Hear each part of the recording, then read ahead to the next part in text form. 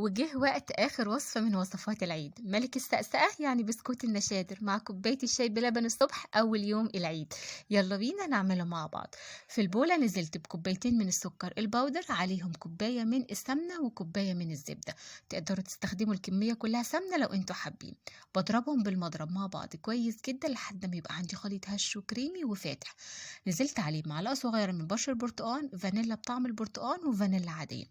4 بيضات بدرجة حرارة المطبخ نزلت بيهم حبة ورا التانية لحد أما يختفوا وخلص كل الكمية.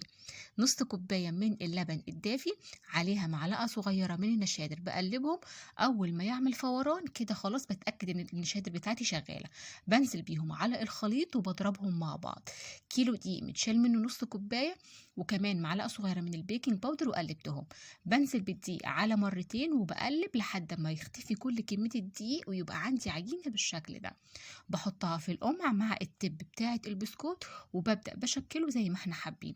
طيب لو هنستخدمه هنعمله في بسكوت بالمكنة، هضيف كيلو كامل من الدقيق. بشكل كل الكمية، هدخله فرن متسخن لمدة من 10 ل 12 دقيقة لحد ما ياخد اللون الذهبي الحلو من فوق ومن تحت. وكده عندي بقى جاهز، لازم تجربوه. ما تنسوش تتفرجوا على باقي وصفات العيد. كل سنة وانتم طيبين، عيد سعيد.